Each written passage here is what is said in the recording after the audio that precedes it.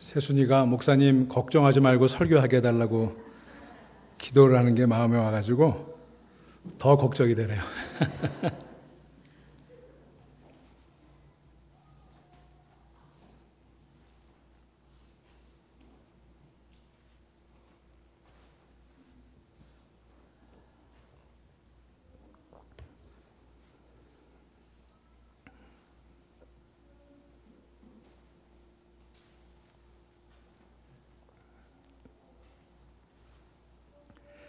세순이가 기도 참 잘하죠. 그 기도 잘하는 비결이 뭔지 아세요? 세순이가 매일 새벽기도 나와요. 엄마랑 같이 새벽기도 나와서 같이 기도하고 학교에 갑니다. 새벽기도 하는 힘으로 아마 오늘 기도한 것 같아요. 오늘 어머니 날을 맞이해서 이 땅의 모든 어머니들에게 하나님의 축복이 임하시기를 간절히 소망합니다. 특별히 어린 자녀를 잃고 애통해하는 또 모든 어머니들에게도 하나님의 위로가 함께 하시기를 소망합니다. 오늘 저는 어머니 주일에 룻기서를 가지고 은혜를 함께 나누고자 합니다. 성경에 여성의 이름으로 기록이 된 책이 2개 있어요. 하나가 에스더서이고 그 하나가 룻기입니다. 룻기는 구약 성경에서 사사기와 사무엘서 그 중간에 끼어 있습니다. 룻기는 말하자면 사사기와 사무엘서라고 하는 두 장편 사이에, 사사기하고 사무엘서는 굉장히 긴 이야기 아닙니까? 그 두 장편 사이에 들어있는 아주 짤막한 넉 장밖에 되지 않는 단편이라고 할 수 있어요. 사사기와 사무엘서를 읽어보면 사사나 왕 같은 큰 인물들을 둘러싼 큰 이야기들이 전개되고 있는 것을 볼 수가 있습니다. 반면에 룻기에는 평범하고 소박한 사람들의 소소한 가정사가 기록이 되어 있습니다. 나옴이라고 하는, 그리고 룻이라고 하는 흔히 우리가 하는 대로 팔자 사나웠던 그 두 어머니의 울고 웃는 가족 이야기가 바로 룻기의 내용입니다. 여러분 대부분 아시겠지만 룻기의 스토리는 이렇습니다. 나옴이라고 하는 여인의 가족이 이제 기근이 들어서 먹고 살 일이 암담해지니까 이방 나라로, 모압이라는 나라로 이민을 가게 되었습니다. 그런데 그 이민을 간 모압 땅에서 남편이 죽고 그리고 두 아들이 죽어요. 자, 나오미는 남편과 두 아들을 잃고 얼마나 낙심이 되었겠습니까? 더구나 그 두 아들에게서는 자식이 없었어요. 모압 땅에서 모압 여자를 만나서 결혼을 했지만 아이가 없는 상태에서 그렇게 두 아들이 죽어버렸습니다. 자, 그렇게 이민간 모압 땅에서 고생하다가 이제는 거기 또 기근이 드니까 할 수 없이 고향 베들레헴으로 돌아오는 내용입니다. 금이 환영이 아니고 참 초라한 모습으로 남들에게 손가락질 받을 만한 그런 모습으로 돌아오게 된 것입니다. 그때 그렇게 홀로 된 모압 며느리 룻이 이 시어머니 나오미를 따라옵니다. 여러분, 나오미는 힘있고 능력 있는 시어머니를 따라온 게 아니에요. 말하자면 망한 시어머니 따라온 겁니다. 여러분, 믿음은 망한 시어머니를 따라가는 겁니다. 하나님이 함께해 주실 줄로 믿고 망한 시어머니를 따라갈 수 있는 우리 모두가 되기를 간절히 바랍니다. 그렇게 어머니 따라서 낯선 곳 베들레헴에 왔던 그 룻이 거기서 보아스라고 하는 참 인격 있는 명품 인격을 가진 보아스라고 하는 사람을 만나서 그와 결혼하고 결국은 다윗 가문의 조상이 되었다. 이것이 룻기서 이 4개의 챕터에 담겨 있는 내용입니다. 그런데 여러분 룻기 1장 1절을 보시면 룻기가 이렇게 시작을 합니다. 사사들이 치리하던 때에 라고 되어 있어요. 사사들이 치리하던 때. 룻기의 배경이 이 사사시대입니다. 사사시대는요, 이스라엘 역사 가운데 가장 암담했던 시기였어요. 혼란스럽고 리더십이 깨어져 있던, 왕이 없던 그런 시대였습니다. 그리고 룻기가 시작되는 배경은 모압 땅입니다. 이방 땅이에요. 그 이방 땅 모압 땅에서 시작이 된 비극의 이야기입니다. 남편을 잃어버렸죠. 기둥 같은 두 아들을 잃어버렸습니다. 게다가 후손이 없습니다. 자, 그렇게 룻기는 모압에서 시작된 비극이 결국은 어디에서 끝이 납니까? 오늘 우리가 읽은 4장 22절에 보면 베들레헴에서의 행복으로 끝이 납니다. 그러니까 1장 1절 사사들이 치리하던 때로 시작을 해서 4장 22절 오벳은 이새를 낳고 이새는 다윗을 낳았더라. 이렇게 끝이 나는 거예요. 이게 무엇을 의미하는 겁니까? 사사들이 치리하던 시대에는 혼돈을 의미합니다. 왕이 없으므로 자기 소견에 옳은 대로 행하던 때예요. 사람들이 다 제멋대로 살아가던 그런 시대였습니다. 그런 무질서의 시대, 그게 사사시대의 특징이었어요. 그런데 그 사사시대의 마지막에 어떻게 끝이 납니까? 다윗을 낳았더라. 이스라엘의 왕이 태어난 것입니다. 가장 존경받고 사랑받는 왕의 출현으로 끝이 나고 있어요. 이처럼 룻기는 혼돈으로부터 시작을 해서 질서로, 그 혼돈과 질서에 대한 예언과 기대로 이야기가 끝이 나고 있다고 하는 것입니다. 불행에서 시작해서 행복으로 끝이 나는 이야기, 혼돈에서 시작해서 질서로 끝이 나는 이야기가 바로 룻기의 내용이라고 볼 수가 있는 것입니다. 이와 같이 우리는 한 개인의 삶이나 한 나라와 민족의 역사 속에, 그리고 인류 전체의 역사 속에서도 어쩔 수 없이 삶의 한 지점에서는 슬픔을 경험하고 또 소소한 기쁨들을 경험하며 살아갑니다.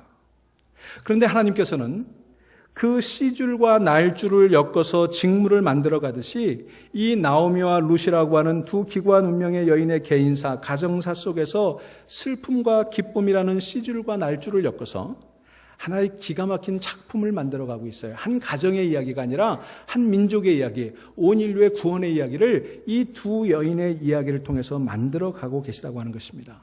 사랑하는 여러분, 하나님께서는 저와 여러분들이 날마다 겪는 그 아픔과 슬픔을 시줄과 날줄로 엮어서 하나님의 구원의 역사를 이루어 가심을 믿으실 수 있기를 간절히 바랍니다.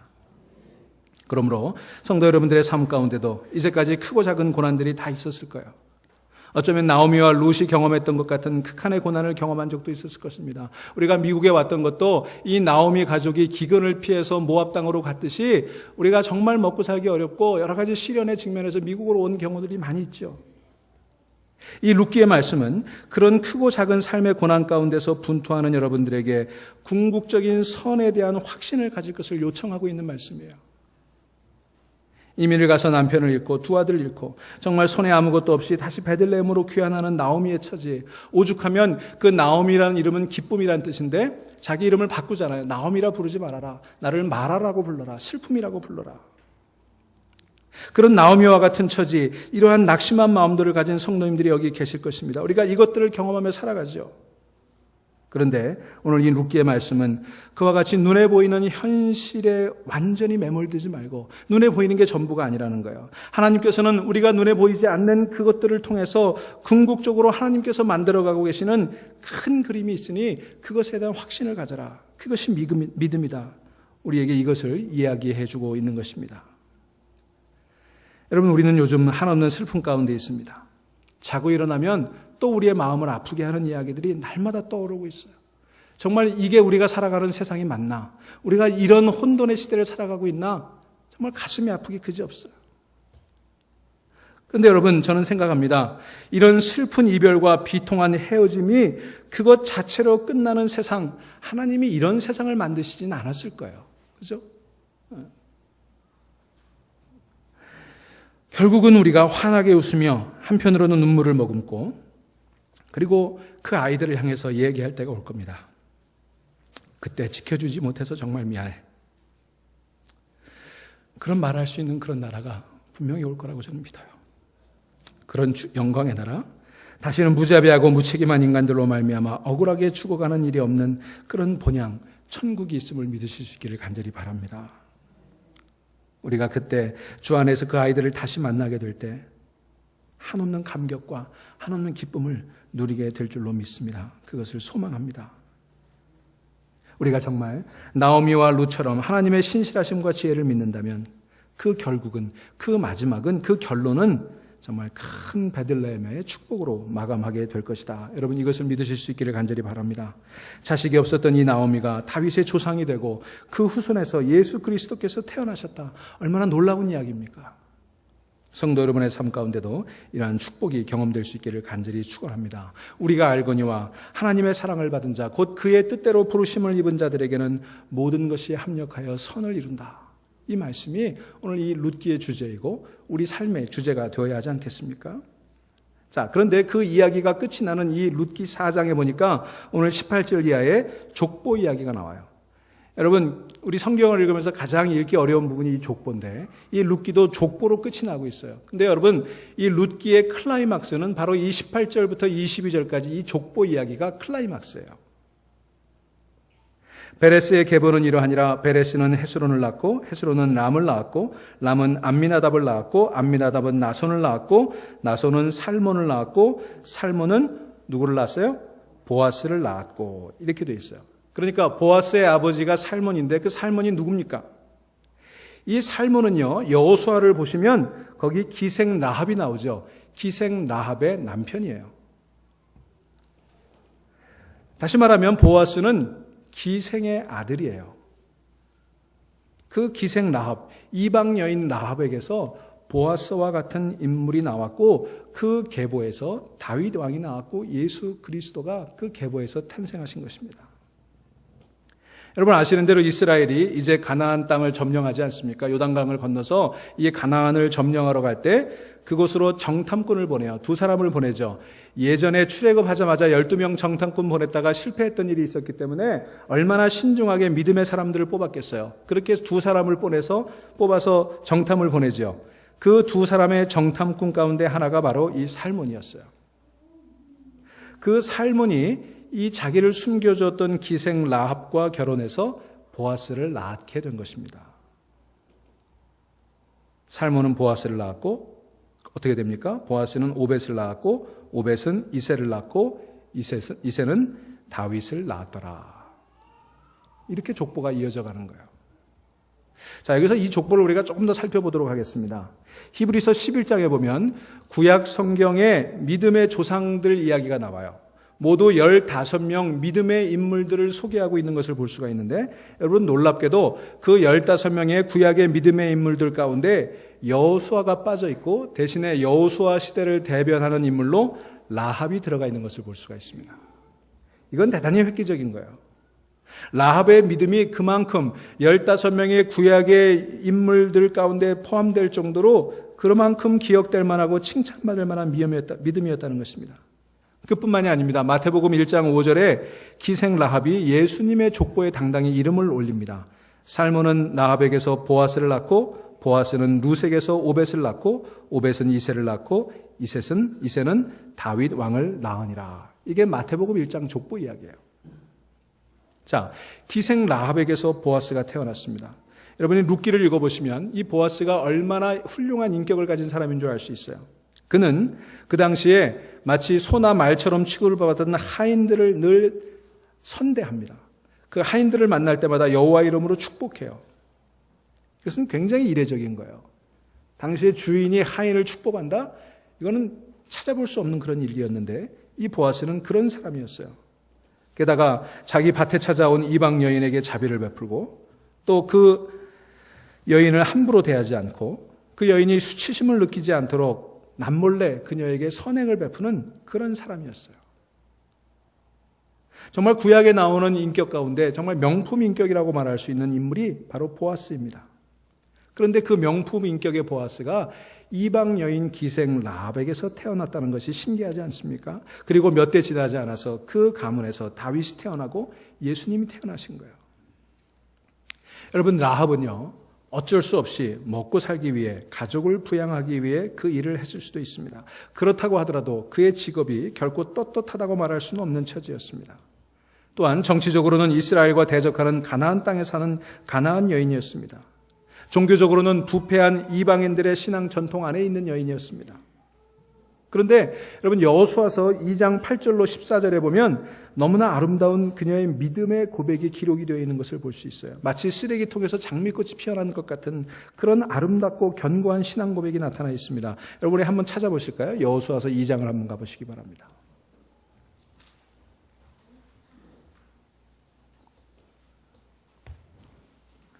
8절부터 14절에 보시면 거기 이제 이스라엘 백성들이 가나안 땅을 점령하기 위해서 정탐꾼 두 사람을 파견하죠.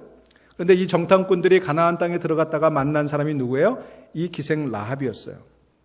사실은 하나님께서 다 예비하신 거예요. 하나님께서 이 라합이라는 여인을 만나게 하셨습니다.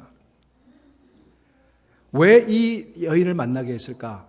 제가 여호수아서로만 읽을 때는 이해할 수가 없었어요. 그런데 룻기서를 읽고 나 보니까 이 모든 것들이 하나님께서 예비하신 섭리였습니다.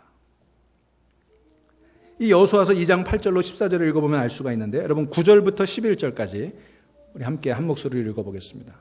320페이지 여호수아서 2장 9절부터 11절 시작. 말하되 여호와께서 이 땅을 너희에게 주신 줄을 내가 아노라. 우리가 너희를 심히 두려워하고 이 땅 주민들이 다 너희 앞에서 간담이 녹나니 이는 너희가 애굽에서 나올 때에 여호와께서 너희 앞에서 홍해물을 마르게 하신 일과 너희가 요단 저쪽에 있는 아모리 사람의 두 왕 시온과 옥에게 행한 일 곧 그들을 전멸시킨 일을 우리가 들었음이라. 우리가 듣자 곧 마음이 녹았고 너희로 말미암아 사람이 정신을 잃었나니 너희의 하나님 여호와는 위로는 하늘에서도 아래로는 땅에서도 하나님이시니라. 아멘. 이게 라합의 고백이에요. 여러분 잘 보세요. 이스라엘 백성들은 홍해가 갈라진 일, 하나님께서 그들을 광야에서 이끄시면서 여러 왕들을 물리치신 일, 또 애굽에서 행하셨던 10가지 재앙과 광야에서 일어났던 무수한 일들을, 그런 기적들을 직접 경험한 사람들 아닙니까? 그럼에도 불구하고 그들 가운데 많은 사람들은 이걸 다 잊어버렸어요, 벌써. 그리고는 두려움에 사로잡혀 하나님을 원망하고 애굽으로 돌아가자고 하던 사람들이 많았던 것입니다. 실제로 기적을 목도했던 이스라엘 백성들은 이렇게 믿음을 잃어버렸는데 그 기적을 하나도 보지 못하고 단지 소문으로만 듣고 있던 이 이방 여인 창녀 라합은 뭐라고 고백합니까? 여호와께서 이 땅을 너희에게 주신 줄을 내가 아노라. 하나님이 이 땅을 너희에게 주셨다는 거예요. 하나님은 상천하지의 하나님이시라. 위로는 하늘, 아래로는 땅의 하나님이시다. 여러분, 이게 이방 여인의 고백이에요. 하나님께서는 이방 여인, 더구나 창녀였던 이 여인 라합의 믿음을 이스라엘 백성들이 본받기를 원하셨던 것입니다. 이 땅을 너희에게 주신 줄을 내가 아노라. 이 여인도 알고 있는 이 명확한 사실, 이 약속을 이스라엘 백성들이 믿어지기를 그렇게 원하셨던 것입니다. 여호와 하나님은 상천하지의 하나님이시라. 여러분, 이 믿음의 고백을 이방 여인들에게 들었을 때 그 정탐꾼들은요, 마치 둔기로 머리를 맞는 듯한 느낌이었을 거예요. 우리가 이 믿음 가져야 되는데 우리는 이 믿음 다 잃어버리고 이 여인이 이런 믿음을 고백하다니, 그들은 아마 충격을 받았을 거예요. 여러분, 히브리서 11장 31절에 보시면 믿음으로 기생 라합은 정탐꾼을 평안히 영접하였으므로 순종하지 아니한 자와 함께 멸망하지 아니하였도다. 이렇게 이 기생 라합의 믿음과 순종을 칭찬하고 있습니다. 하나님께서는 이스라엘 백성들이 이 여인의 믿음, 이 여인의 순종을 본받기를 원하셨던 거예요. 야고보서 2장 25절에도 보시면 하나님께서는 또 이와 같이 기생 라합이 사자들을 접대하여 다른 길로 나가게 할 때 행함으로 의롭다 하심을 받은 것이 아니냐, 이렇게 기록하면서 기생 라합의 행위가 의롭다고 인정하심을 받았다, 그렇게 칭찬하고 있습니다. 오직 하늘과 땅 상천하지의 하나님만을 의지하는 그의 믿음, 목숨을 걸고서라도 그 하나님의 사자들을 지켜주고 이제는 여리고 성에 살지 않고 하나님의 은혜 안에 살겠습다고 고백하는 이 여인의 행위가 의롭게 여김을 받았던 것입니다.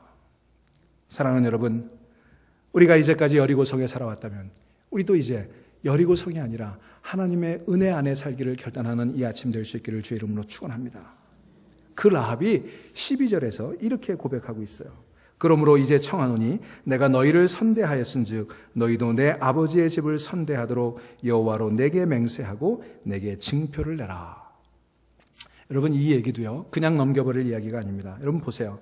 이 라합이 반듯한 집안에서 태어났으면 기생으로 살았겠습니까? 지지리도 가난한 처지에 태어나서 여러 가지 험한 꼴을 경험하며 살지 않았겠어요? 부모에 대한 원망이 왜 없었겠습니까? 살아가면서 부모를 원망하고 싶은 마음이 한두 번이 아니었을 거예요. 그런데 여기 보시면요, 라합이 그 부모를 원망하고 형제 자매를 원망하지 않습니다. 오히려 뭐라고 그래요? 나 혼자 구원받는 게 아니라 너희들이 이 땅을 점령하게 될 때, 이 여리고성을 무너뜨리게 될 때 우리 아버지의 집을 구원해달라, 내 형제 자매, 내 부모님 구원해달라고 그렇게 얘기하고 있는 거예요. 그녀는 자기 가족과 부모에 대해 아무런 원망도 하지 않습니다. 오히려 자기 가족의 구원을 위해 여호와 앞에 맹세하고 그 징표를 달라고 호소하고 있는 거예요. 여호와로 내게 맹세하고 내게 징표를 내라. 여러분, 이 기생 라합이 말하고 행동하는 것을 한번 보십시오. 얼마나 용감합니까? 얼마나 믿음의 여인입니까?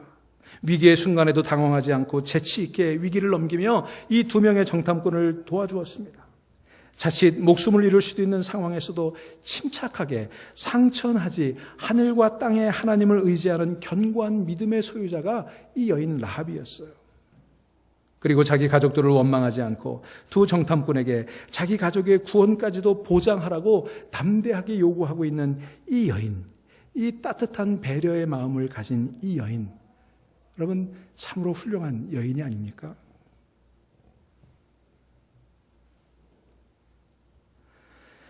여러분 세상의 여인들이 다 이렇게 따뜻한 마음, 이런 배려를 가진 줄로 믿으시기를 바랍니다. 참 훌륭한 여인들이에요. 어머니들이에요. 제가 이번에 컨퍼런스에 갔는데 어느 감리교 목사님의 간증을 들었어요. 이 목사님이 세크라멘토에 교회를 개척해서 14년